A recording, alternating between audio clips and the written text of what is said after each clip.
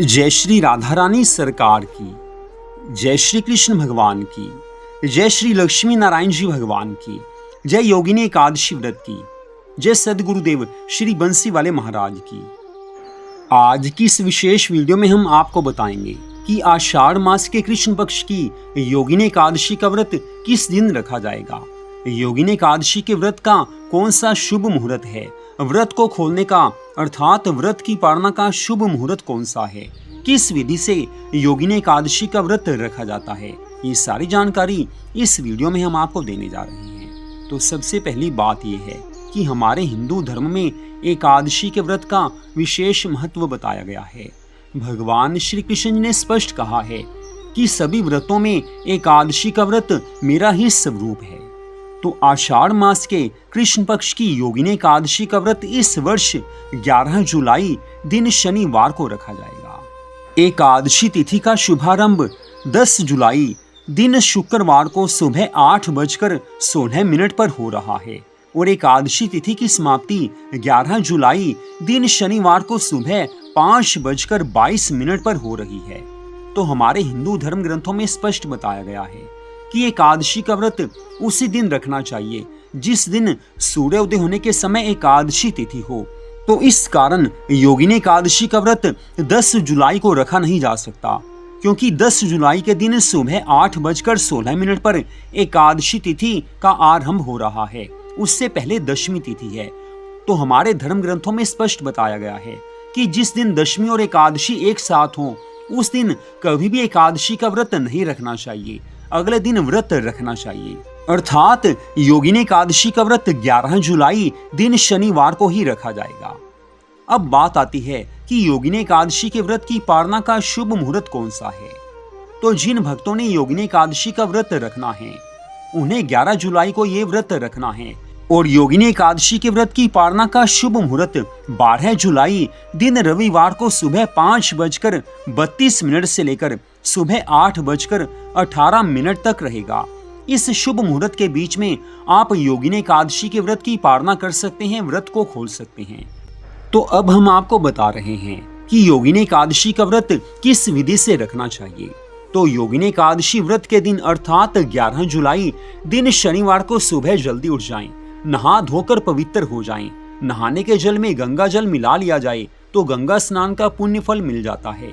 गंगा जल घर में नहीं है तो स्नान करते समय, नहाते समय हर हर गंगे, हर हर गंगे, माँ गंगा जी के परम पवित्र नामों का उच्चारण कीजिए तो भी गंगा स्नान का पुण्य फल अवश्य मिलेगा। नहा धोकर साफ सुथरे वस्त्र पहन लीजिए। तत्पश्चात भगवान श्री राधा कृष्ण जी की, भगवान श्री लक्ष्मी नारायण जी की, तुलसी माता की पूजा आराधना कीजिए। जो योगिनी एकादशी का व्रत पूरी श्रद्धा भावना से रखते हैं उन्हें 88,000 ब्राह्मणों को भोजन करवाने का पुण्य फल प्राप्त होता है। तो पूरी श्रद्धा भावना से आपने पूजा आराधना करनी है, मन भगवान के चरणों में लगा होना चाहिए। तत्पश्चात योगिनी एकादशी व्रत की कथा को पढ़ें या उससे सुने, भगवान की पूरी कृपा मिलती है। और व्रत वाले दिन एकादशी व्रत की कथा पढ़ना या सुनना जरूरी होता है। उसके बाद आप भगवान के नामों का संकीर्तन कुछ समय अवश्य कीजिए। अगर सुबह आपके पास समय अधिक है तो आप श्रीमद् भागवत महापुराण की कथा को पढ़ सकते हैं या उससे सुन भी सकते हैं। तत्पश्चात भगवान जी की आरती कीजिए। इसके बाद सारा दिन भगवान के नामों का जाप मन ही मन चलता रहे, ऐसा प्रयास कीजिए।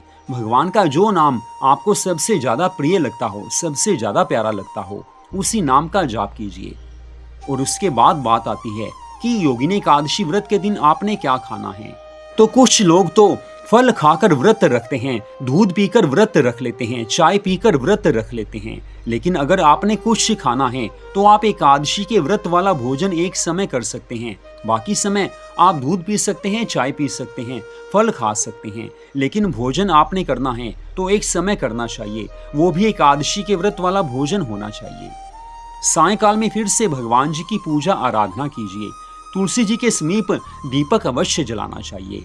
तुलसी माँ की कृपा मिलती है, श्री लक्ष्मी नारायण भगवान जी की कृपा मिलती है, श्री राधा कृष्ण भगवान जी की कृपा मिलती है। अब अगली बात आती है कि योगिनी एकादशी व्रत के दिन मध्य रात्रि 12 बजे तक रात्रि जागरण किया जाए तो भगवान बहुत प्रसन्न होते हैं, अपने भक्तों की मनोकामनाओं को पूर्ण कर देते हैं। मध्य रात्रि 12 बजे तक रात्रि जागरण में आप भगवान के नामों का जाप कर सकते हैं, भगवान की कथा पढ़ सकते हैं या सुन भी सकते हैं, भगवान के नाम का संकीर्तन भी कर सकते हैं। लेकिन अगर आप मध्य रात्रि 12 बजे तक जागरण नहीं कर सकते तो जिस समय भी आप सोने लगे भगवान के नामों का जाप कीजिए, भगवान के चरणों में मन को लगा दीजिए, तभी भगवान की पूरी कृपा मिलेगी। तत्पश्चात अगले दिन 12 जुलाई दिन रविवार को सुबह आपने योगिनी एकादशी व्रत की पालना करनी है, व्रत को खोलना है, जिसका शुभ मुहूर्त हमने पहले ही आपको बता दिया है। तो इस विधि से योगिनी एकादशी का व्रत रखा जाता है। तो आज की इस वीडियो को आपने देखा, आप सबका हार्दिक धन्यवाद।